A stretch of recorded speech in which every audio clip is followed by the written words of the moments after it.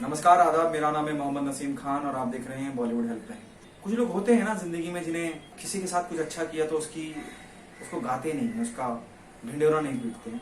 मुझे लगता है कि सुशांत सिंह राजपूत शायद उसी कैटेगरी में आते हैं जिन्हें किसी की मदद करना तो अच्छा लगता था, लेकिन उसके बारे में गाना, ढिंढोरा पीटना कि देखो मैंने महान कार्य किया है, वैसा नहीं करते थे सुशांत सिंह राजपूत। उनके जीते जी तो हमें पता नहीं चला, लेकिन उनके दुनिया से जाने के बाद उनके जो ड्राइवर हैं नवीन दलवी, उन्होंने एक बहुत खूबसूरत और बहुत इमोशनल बात बताई, वो मैं आपसे शेयर करना चाहूंगा। नवीन दलवी कहते हैं कि एक दिन अचानक साहब ने मुझे बुलाया और कहा कि हैदराबाद चलना है और अपने 2 जोड़ी कपड़े रख लो।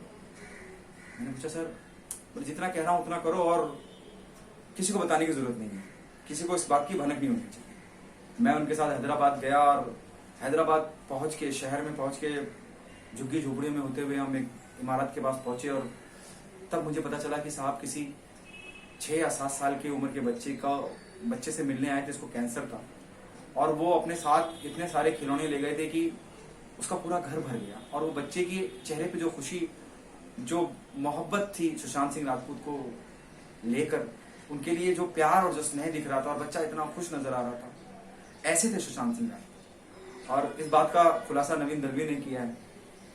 वो बताते हैं कि एक चलन है हिंदी फिल्म इंडस्ट्री का, जो मुझे लगता है बीइंग एंटरटेनमेंट जर्नलिस्ट, कि बहुत पार्टियां होती हैं, बर्थडे सेलिब्रेशन, फला एक्टर का बर्थडे सेलिब्रेशन और बड़े 5 स्टार होटल में हो रहा है, और मीडिया भी है, हम खुद भी जाते हैं कवरेज के लिए।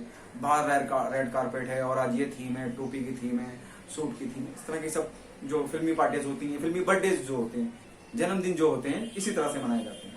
लेकिन सुशांत सिंह राजपूत इन सब से अलग थे।